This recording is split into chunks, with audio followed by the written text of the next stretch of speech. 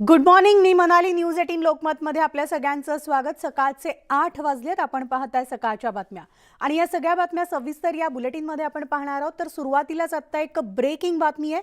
वेदांता फॉक्सकॉनचा प्रकल्प राज्याबाहेर गेल्यामुळे राजकीय आरोप प्रत्यारोप सुरू असतानाच वेदांता फॉक्सकॉनचे अध्यक्ष अनिल अग्रवाल यांनी ट्विट करत महाराष्ट्रात यापुढील काळात गुंतवणूक करण्यास कटिबद्ध असल्याचं म्हटलेलं आहे. त्याचप्रमाणे फॉक्सकॉन प्रकल्प गुजरातमध्ये नेण्याचा निर्णय आधीच घेतल्याचं सांगत जुलैमध्ये महाराष्ट्र सरकारनं या प्रकल्पासाठी कसोशीने प्रयत्न केल्याचंही अग्रवाल यांनी ट्विटमध्ये म्हटलेलं आहे.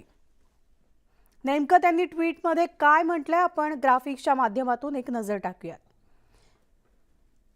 सेमीकंडक्टर आणि डिस्प्ले ग्लास उत्पादनामधील आमची गुंतवणूक देशभरातील उद्योगांची इकोसिस्टीम तयार करेल. आम्ही महाराष्ट्रात गुंतवणूक करण्यास कटिबद्ध आहोत. आम्ही लवकरच एक हब तयार करू जिथे महाराष्ट्र आमच्या उद्योग एकीकरणाचा भाग असेल. फॉक्सकॉन प्रकल्प गुजरातमध्ये नेण्याचा निर्णय आधीच घेतला.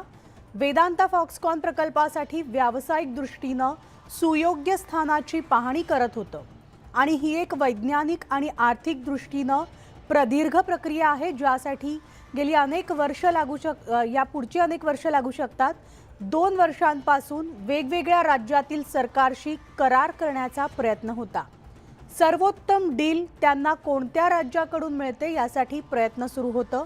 गुजरातनं आमच्या अपेक्षा पूर्ण केल्यानं आम्ही काही महिन्यांपूर्वीच या प्रकल्पासाठी गुजरातचं नाव निश्चित केलं होतं. जुलै महिन्यात महाराष्ट्रातील सत्ताधाऱ्यांसोबत आमची बैठकही झाली. या बैठकीमध्ये त्यांनी देखील चांगल्या प्रस्तावासह आम्हाला सहकार्य करण्याची तयारी दर्शवली. मात्र व्यावसायिक सल्ल्यानुसार आम्ही गुजरातची निवड केली आणि अब्जावधी डॉलरची दीर्घकालीन गुंतवणूक भारतीय इलेक्ट्रॉनिक्सची दिशा बदलेल. आम्ही पुढील काळात महाराष्ट्रातही गुंतवणूक करण्यासाठी पूर्णपणे कटिबद्ध आहोत.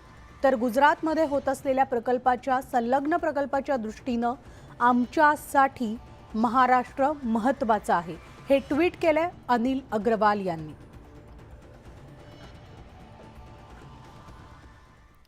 दरम्यान वेदांता फॉक्सकॉनच्या संलग्न प्रकल्पासाठी महाराष्ट्राची निवड करण्याचा निर्णय घेतल्याबद्दल उपमुख्यमंत्री देवेंद्र फडणवीसांनी वेदांता फॉक्सकॉनचे आभार मानलेत. तर त्यांनी विरोधकांवर सुद्धा जोरदार निशाणा साधलाय.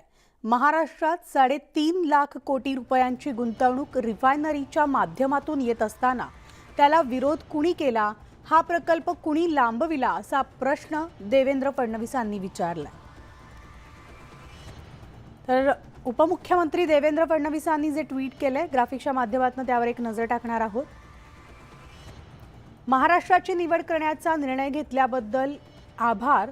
महाराष्ट्रात गुंतवणूक यावी यासाठी तर आम्ही कायमच स्पर्धात्मक आणि व्यवसायपूरक राहू.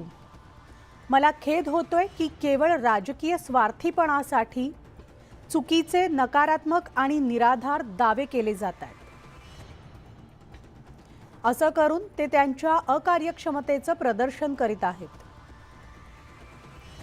माझा या नेत्यांना प्रश्न आहे की महाराष्ट्रात 3.5 लाख कोटी रुपयांची गुंतवणूक रिफायनरीच्या माध्यमातून येत असताना विरोध कुणी केला, हा प्रकल्प कुणी लांबविला. स्वतः कार्यक्षम होण्यावर आधी लक्ष केंद्रित करा, ना की अस्वस्थता आणि नकारात्मकतेवर, हे ट्विट केलंय उपमुख्यमंत्री देवेंद्र फडणवीस यांनी. तर पुणे जिल्ह्यातील तळेगाव